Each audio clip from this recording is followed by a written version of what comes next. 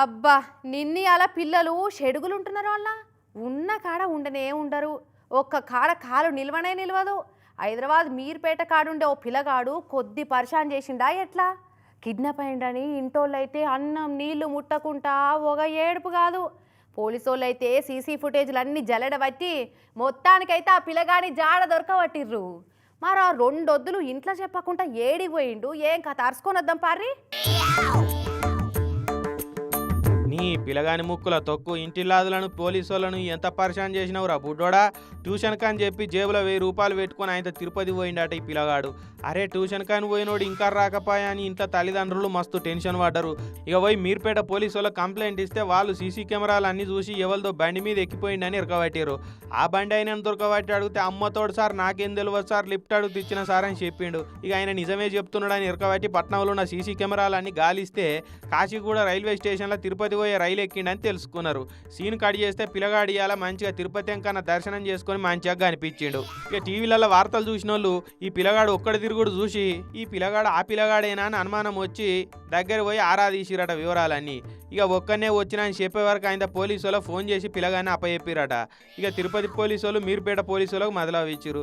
Meerpet police వాళ్ళు ఆ తల్లిదండ్రులకు చెప్పారు మీ ఓనికి ఏం కాలే మంచిగానే ఉన్నాడు తిరుపతి ఎంకన్నా దర్శనానికి పోయిండట ఇప్పుడు పోలీసులో తానే ఉన్నాడా అని చెప్పే వరకు అమ్మాయి అని అందరు నిమ్మలమయ్యారట. ఇక వీడియో కాల్ మాట్లాడి మనసు తృప్తి చేసుకున్నారు. మన మహేష్ మామ వస్తున్నాడు నంబర్ ఇస్తాను మరసంగా ఉండు సరే ఇంతకుముందు ఫోన్ చేయబుద్ది కాలే నీకు మామూలు అయితే మామ అంటావు ఇప్పుడైతే మామ గుర్తురాలే సరే సరే టిఫిన్ ఏం తిన్నావురా మరి గట్లెందుకు పోయినవరా అని గదరా ఇస్తే మళ్ళీ ఏదైనా బొగులు పడగల అని మంచిగానే మాట్లాడిరు. ఇక పిల్లగాని దోలకరానికే ఇంటోళ్ళు తిరుపతి పోయారట. మరి గట్లెందుకు పోయినవరా అంటే ఏమో నాకు అట్లా పోవాలనిపించింది గంటే 1000 రూపాయలు పట్టుకొని వచ్చినా అని చెప్తున్నాడు. మొన్న వచ్చిన కొండకు వచ్చిన మొన్న 5కి బయలుదేరిన ట్రైన్లో ఎక్కిన వచ్చిన 15 టైమ్స్ వచ్చిన. ఉండే 1000 రూపాయల దాకా నేను జమ చేసుకున్న పైసలు. ఇంట్లో వాళ్ళు బాధపడతారు ఆలోచన లేదా నీకు? మళ్ళీ వద్దాం అనుకున్నా ఇంటికి వెళ్ళిపోతున్నా ఈరోజు.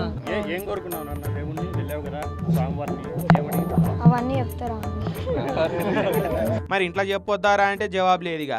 అయితే పిల్లగానికి తిరుపతి తోవ కొత్త ఏం కాదట. ఏడాదికోసారి ఇంటోళ్ళంతా ఎంకన్న దర్శనానికి పోయేస్తుంటారట. ఇక అందుకే జంకు బొంకు లేకుండానే తిరుపతి పోయినట్టున్నాడు. గంత గడసోడు ఉన్నాడు చూడు రే. ఓ అన్నలు పొలగాడి ఇంటికి వచ్చినాక మళ్ళీ ఏమనకూరి.